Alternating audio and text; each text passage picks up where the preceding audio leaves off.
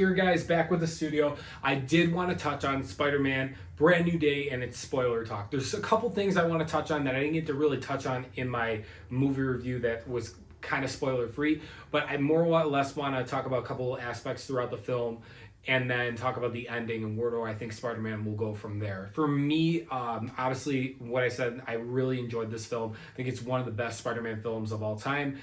I do truly think that at portions it hits higher levels than No Way Home, but it's hard to say because No Way Home, to me, the last hour of that film is amazing. So where I would rank these Spider-Man films, I have no idea yet. I still need time to process it, maybe even see it again just to get my thoughts for that sake. But for me, things I loved about this film, the cinematography, Destin Daniel Craig, and I got his name right now. His cinematography from Shang-Chi carried over to this, I think, is just what we needed with Spider-Man.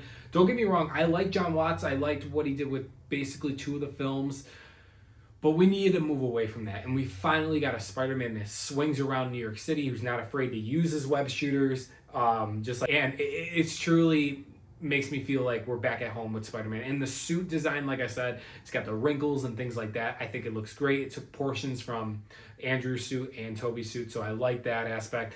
I really wish we would have just dived in with the film a little bit more of the mutation with Peter and see what type of abilities, what could go wrong. I was thinking they were going to do Man Spider, but they didn't. It is what it is.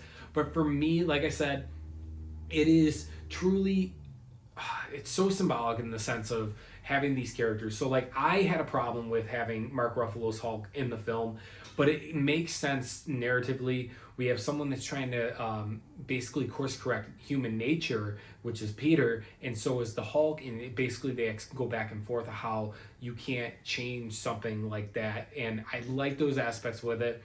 Obviously, I love John Bernthal as the Punisher. I thought that was a great dynamic between him and Peter, 2 polar opposites. I thought that worked real well.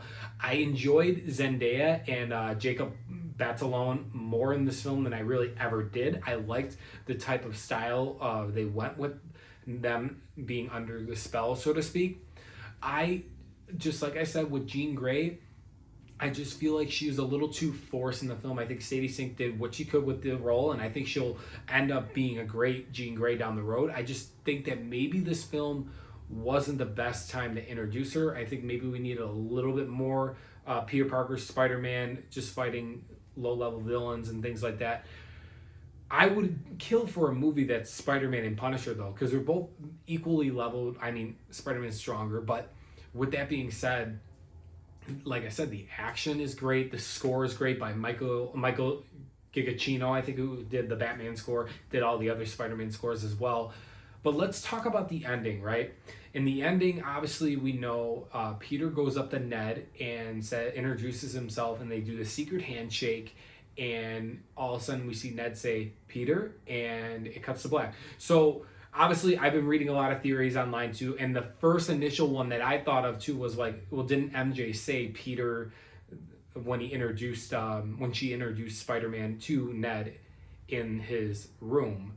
I don't really remember yet, but I don't know. I do truly want to believe that the muscle memory thing that everybody's talking about, that he learned that, and he only knew that, and it unlocked the spell from him, is true. I do think that is the case. Honestly, I feel like that makes more sense than him just recognizing the way he said Peter, that it's just Spider-Man there in front of him.